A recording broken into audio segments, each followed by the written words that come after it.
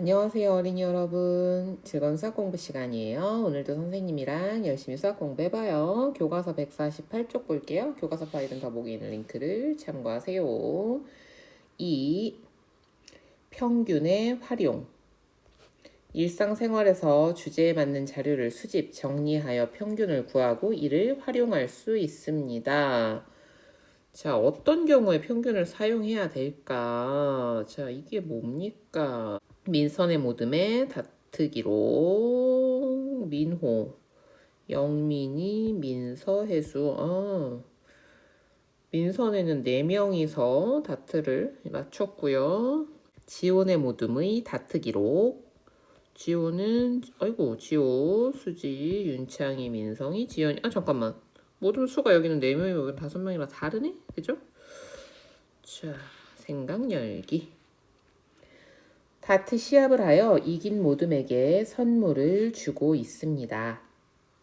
민선의 모듬과 지온의 모듬이 참가하여 모듬은 모두 다트를 던졌습니다. 그래서 다트를 던진 사람 수가 달랐군요. 그죠? 민선의 모듬은 4명, 지온의 모듬은 5명입니다. 모듬원 수가 다른데 어떻게 하면 두 모듬의 기록을 공평하게 비교할 수 있을까요? 점수를 많이 받은 모둠이 이겨야 되는데 이거 그냥 합해버리면 모둠원 수가 다르니까 공평하지가 않죠. 그죠? 실력을 비교하려면 뭔가 좀 공평한 방법이 필요할 텐데 그럼 어떻게 하면 될까요? 한 사람당 몇 점이나 맞았을까? 이때는 어떻게 해야 돼요? 평균을 구해서 비교하면 되겠죠? 평균을 구해서 비교한다.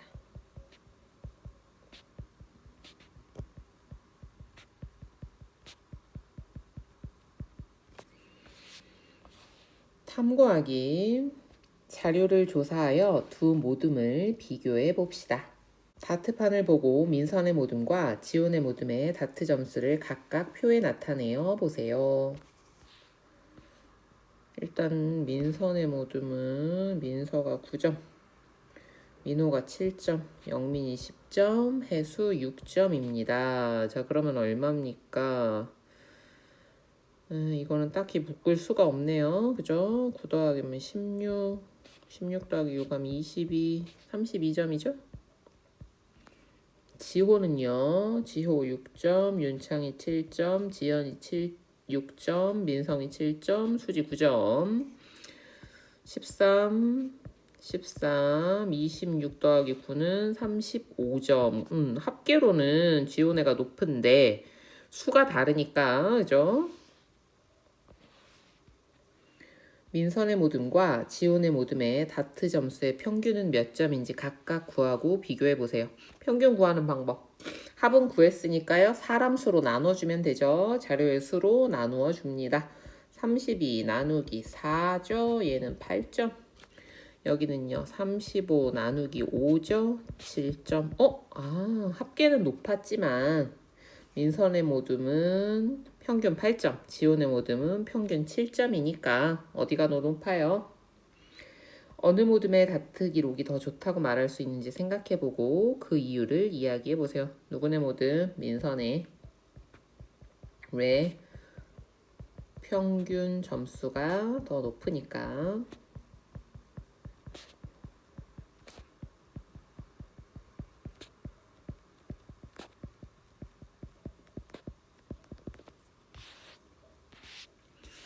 정리하기.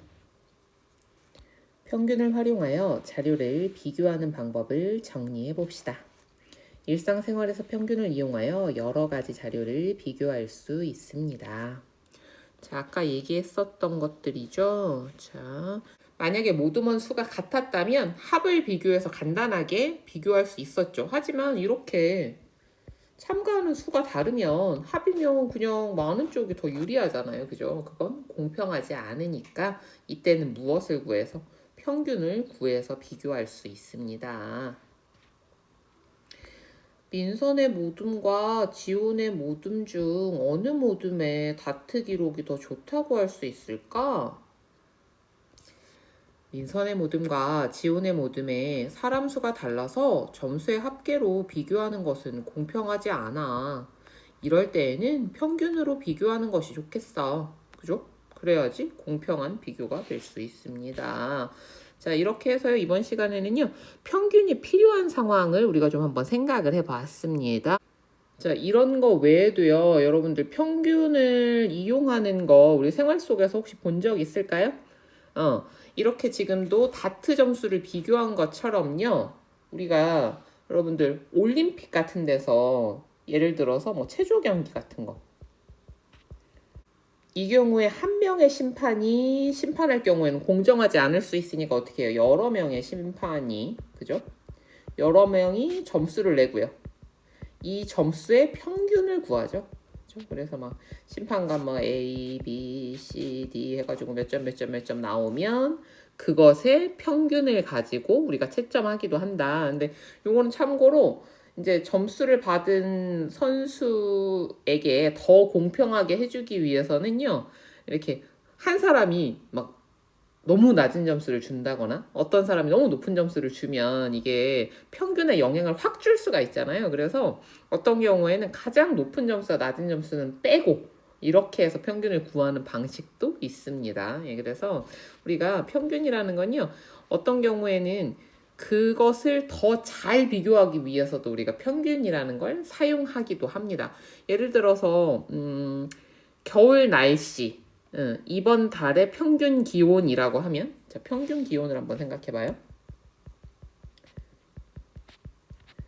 유난히 추운 날이나 유난히 더운 날이 있을 수도 있죠. 겨울인데도 갑자기 며칠 동안 따뜻한 날 있잖아. 근데 그것만 가지고 우리가 겨울은 따뜻해요, 이렇게 말할 수는 없죠. 그래서 그때는 어떻게 한다?